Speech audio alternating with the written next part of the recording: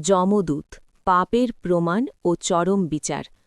ধর্মগ্রন্থে, বিশেষ করে গরুড় পুরাণে, মৃত্যুর পর আত্মার যাত্রার অনেক ভয়াবহ বিবরণ পাওয়া যায়। আপনি এই ছবিতে যা দেখছেন তা কেবল কল্পনার রং নয়, এটি একটি গভীর সতর্কবার্তা। আমরা জীবনে যা করি, প্রতিটি কাজ রেকর্ড করা হয় এবং সেই রেকর্ড অনুযায়ী মৃত্যুর পর আমাদের বিচার হয়। পাপের প্রমাণ, বুকের ভেতরের পাপ। এই ছবিতে আপনি দেখতে পাচ্ছেন এক ভয়াবহ দানবকে। এটি যমদূত, মৃত্যুর মেসেঞ্জার।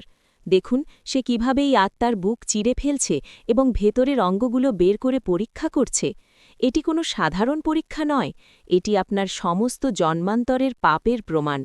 ধর্মগ্রন্থ বলে, যে আত্মা গোপনে পাপ করে সে পাপ তার বুকের ভেতর গেঁথে থাকে এবং মৃত্যুর পর যমদূতরা সেই পাপের প্রমাণ খুঁজে বের করে। দেখুন এই আত্মা কি ভয়াবহ যন্ত্রণার মুখে পড়েছে, সে তার বুক চিরে ফেলার বেদনা সহ্য করতে পারছে না। মুক্তির পথ, তপ ও সত্য। কিন্তু পোস্টের শুরুতে আমরা দেখেছিলাম বৈতরণী পার হওয়ার উপায়। তেমনি কি এই অনন্ত যন্ত্রণার কোনো শেষ নেই? হ্যাঁ, অবশ্যই আছে।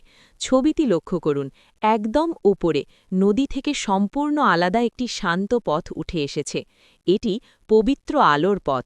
ধর্মগ্রন্থ বলে, যারা জীবনে তপ অর্থাৎ তপস্যা বা আউস্টেরিটির পথ অনুসরণ করে, তাদের আত্মা এই পদ্ম পথ দিয়ে শান্তভাবে স্বর্গীয় ফটকের দিকে যাত্রা শুরু করতে পারে।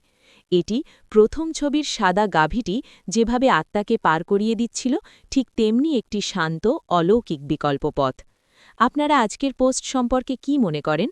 আপনাদের মতামত আমাদের জানান। কমেন্টে লিখুন ওম নমঃ শিবায় এবং ঈশ্বরের কাছে সঠিক পথে চলার প্রার্থনা করুন। পোস্টটি শেয়ার করে আপনার প্রিয়জনদের সতর্ক করুন। কে জানে, আপনার একটা শেয়ার হয়তো কাউকে অন্ধকার থেকে আলোর পথে চলতে উৎসাহিত করতে পারে। হর হর মহাদেব।